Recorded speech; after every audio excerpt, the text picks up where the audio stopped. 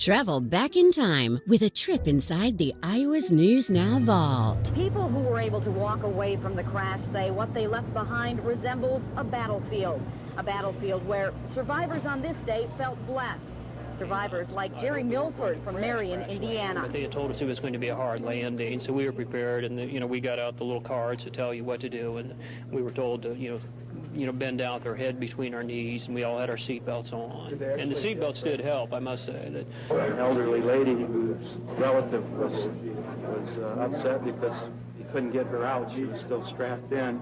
And Tom got back there and got her unstrapped, and we got her out and walked out in an orderly manner. I never thought I'd be quite that happy to see a cornfield in Iowa. I tell you that, I was just really grateful to be out of there. Marion Hospital here in Sioux City got an emergency call when the DC-10 was 32 miles from the airport. It was in big trouble. The hospital immediately prepared for the worst. Dr. David Greco was circling the airport in a helicopter when Flight 232 went down. He was one of the first on the scene. Greco says it's a miracle anyone survived. Mixed amongst the debris were bench seats, 3 across, with passengers strapped, bent over, upside down in these seats in every different position, and these seats were totally independent of any aircraft structure. They looked like they had been rolling for up to a half mile at high speed, and then we saw some people walking towards us, and that was to our amazement that amongst all the dead bodies, there was people not even injured at all. Governor Terry Branstad toured Sioux City hospitals on this day after the tragedy. He consoled and comforted those who survived and those suffering the loss of a loved one.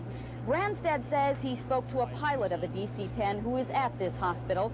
Pilot Al Haynes of Seattle is deeply saddened by the crash, says Branstad.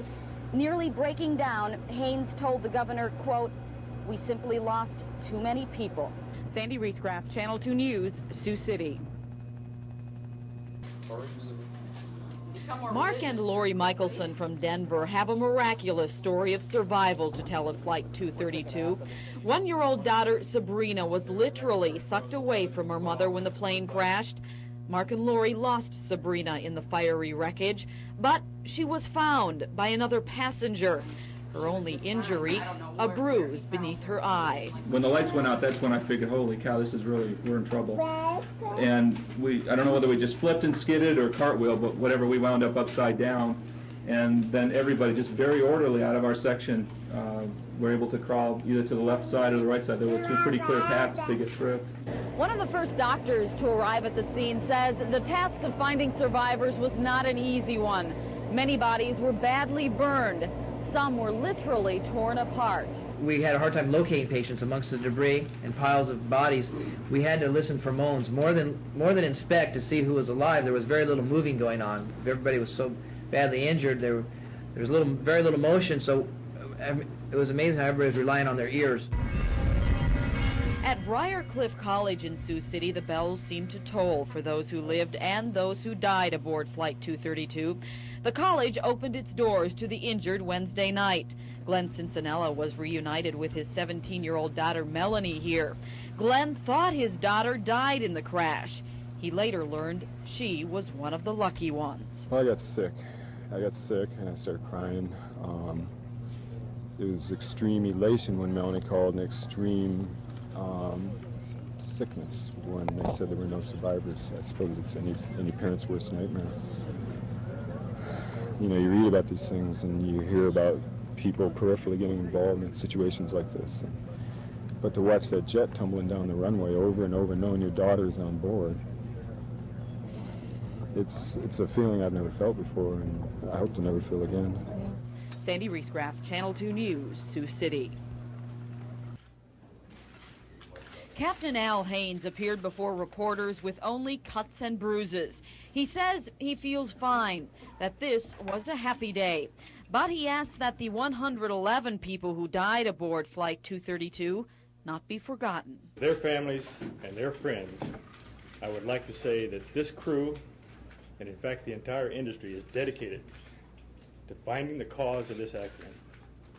So maybe we can never have it happen again. Because of the ongoing accident investigation by the National Transportation Safety Board, Haynes' comments on the crash were limited. But he did talk about standard operating procedures United has for emergency situations. He says they were followed when the DC-10 first experienced engine failure, but it was very shortly after like this that we realized that we had more than just an engine failure. It was apparent to us that we had lost all of our hydraulic fluid. And when I asked Dudley for the procedure for that, he said there isn't one. So we made it up as we went along. Captain Haynes says he doesn't recall everything that was going through his mind as he brought the troubled United DC-10 down in Sioux City, but he says he was confident he could land the plane safely. How could we operate if we didn't believe that?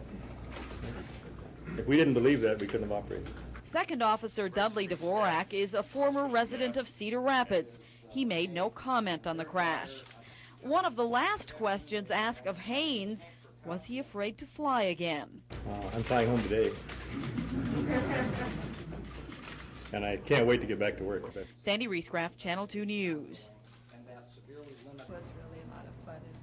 Sandy Pentland was flying United 232 on a trip home from a vacation in Hawaii.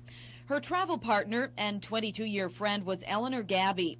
They lived next door to one another and worked together at the Davenport Library. Sandy says when the plane's first engine blew, she saw flames. Then she and Eleanor held hands and prayed. They listened closely to the pilot. Said, I want to tell you all that it's going to be a rough landing. It will not be smooth, but we will try to do what we can. And so we got in the position, then I looked over and seen the red, and then I turned over to put my head down, and then I closed the eyes and everything became white, and it was just like being tossed around like a roller coaster. Everything was white, and just, I felt like I was still gripping the seat of the chair. It was such a thing. And last thing I knew, I woke up, I was on the ground. When Sandy came to, she heard her friend Eleanor crying out. I first heard my friend calling for me, and she was laying next to me on her back. Eleanor was taken to a Sioux City hospital where she later died. Both women were sitting in the plane's tail section when it crashed. Sandy says she doesn't know how or why she survived when so many others around her did not. One thing Sandy does know, she has little desire to fly again. No, I can't see myself getting on a plane. Sandy Reescraft, Channel 2 News, Davenport. The aircraft was out of control. Air traffic controller Kevin Bachman had worked at the Sioux City airport for just 3 months when what would be the country's second worst air disaster fell in his hands. He was in charge of guiding the crippled plane in after first pilot Captain Al Haynes radioed that the DC-10 was really in trouble. This is a tape recording of that communication. No hydraulic fluid, which means we have no elevator control, almost none, and very little aileron control. I have serious doubts about making the airport.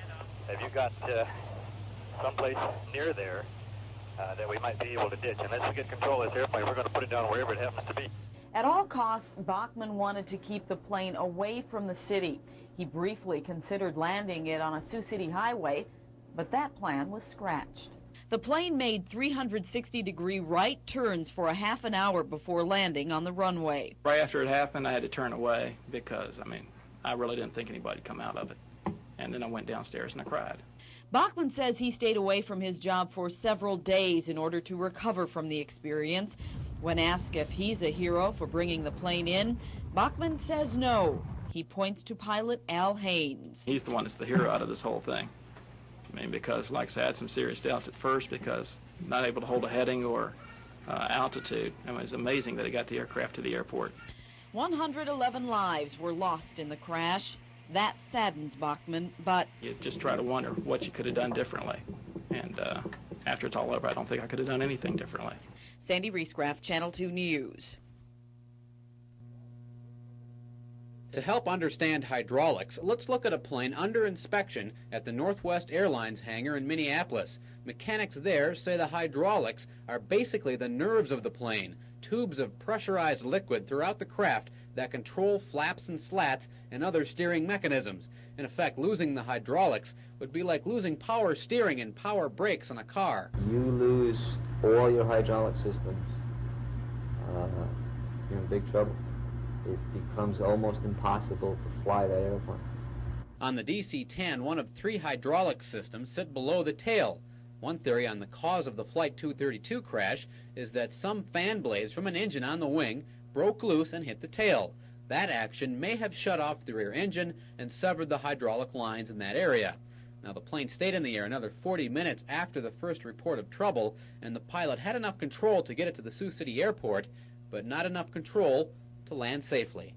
Doug Fratelloni, Channel 2 News. As TV camera crews got close-ups of the damage, investigators zeroed in on the craft's blown rear engine. What they discovered is that the engine's fan was nowhere to be found among the wreckage. Missing is the whole fan rotor system, including the blades, the disc, and part of the rotor. And this is the first time on this type of engine that we have ever seen that. The mystery supports the theory that the fan exploded in midair, its pieces thrown like shrapnel, damaging the DC-10's right stabilizer and severing crucial hydraulic lines. Investigators are also checking into repairs made Tuesday on the craft's air conditioning system. Excess pressure from the rear engine provides power to the cooling system, but Burnett says there's really no way those repairs could have affected the engine itself. While the search for clues continues, those who survived the crash are already talking lawsuit. The first was filed today against the airline, the manufacturers of the plane, and the maker of the blown engine. Some passengers are very bitter. If that plane would have been in good condition, that would not have happened. I don't feel they're taking care of these airplanes right.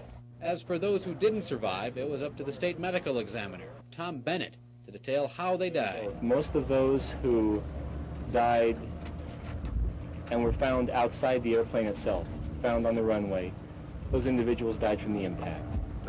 From the impact.